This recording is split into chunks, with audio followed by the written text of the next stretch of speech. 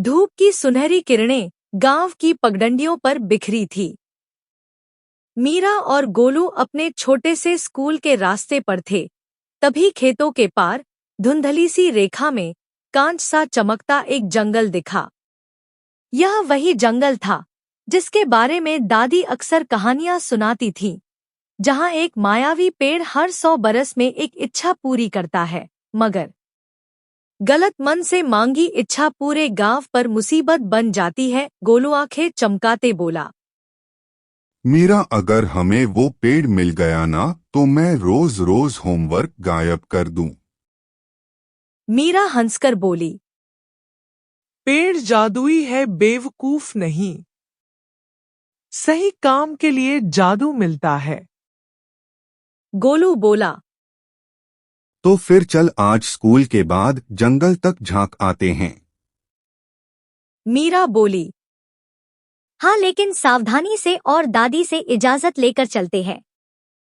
दादी की चेतावनी शाम को आंगन में नीम की छांव तले दादी धूप में बैठी थी, थोड़ी सी मुस्कुराई पर आंखों में चिंता भी थी। दादी बोली, जंगल जादुई है बच्चों, वनरक्षक रुद्र वहां का पहरेदार है, परंतु तुम्हारे नियत साफ हो तो रास्ते खुद से खुलते हैं। मीरा बोली, दादी हम बस जंगल का रहस्य जानना चाहते हैं।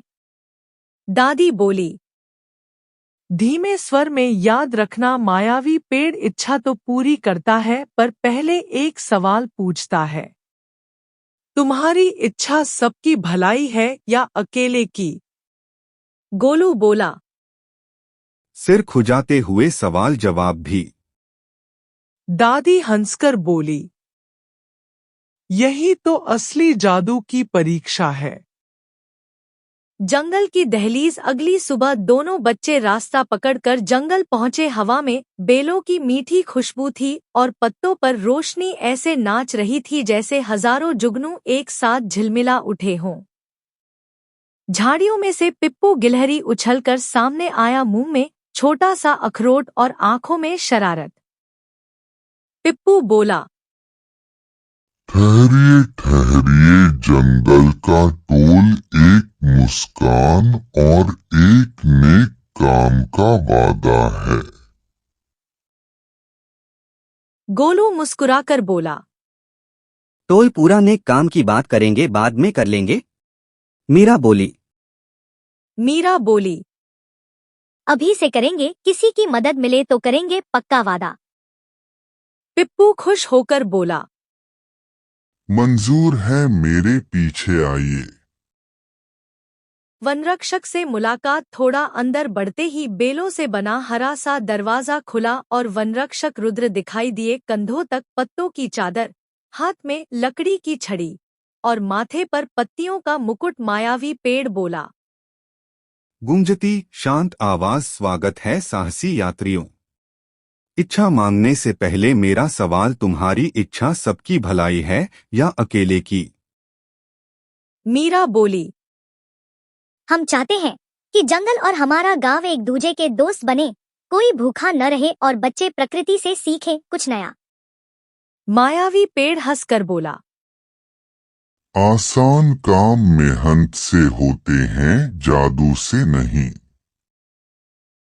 छाया राक्षस का आना। जैसे ही पेड़ ने मीरा की इच्छा पर मुस्कुराया, जमीन पर गोलू की परछाई लंबी होकर कापी। उसके मन में आसान रास्ते की चाह ने छाया राक्षस को जन्म दे दिया। वह धुएं सी काली आकृति बनकर गरजा। छाया राक्षस बोला, मुझे इच्छा चाहिए, सब कुछ बिना मेहनत के। गोलू घबराकर बोला, मीरा ये मेरी वजह से हुआ है।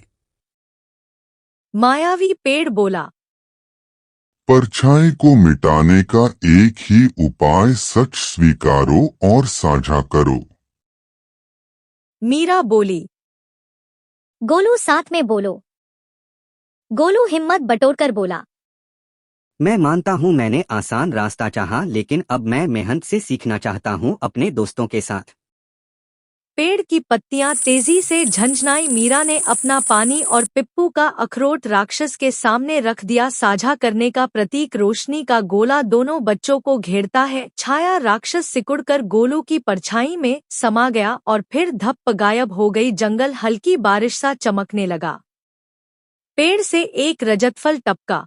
उस पर छोटे छोटे अक्षरों में लिखा था, ज्ञान का बीज मायावी पेड़। यह बीज तुम्हारे गांव के बीचों बीच बो देना। जहां यह खिलेगा वहां सीखने का वृक्ष उगेगा।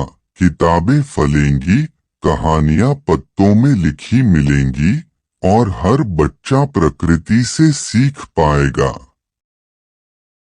मीरा बोली, हम इसका ख्याल रखेंगे। गोलू खुश होकर, और मैं बच्चों को होमवर्क समझाने में मदद करूंगा। गांव वापस आकर दादी, रुद्र और पिप्पू की मौजूदगी में बीज बोया गया। कुछ ही पलों में मिट्टी फुसफुसाई, हवा थिरकी और जमीन से एक नन्हा अंकुर निकला। उस पर अक्षर चमक रहे थे, ज्ञान बांटने से बढ़ता है। दादी बोली, तुमने जंगल का असली रहस्य जान लिया। जादू दिल की नीयत में बसता है।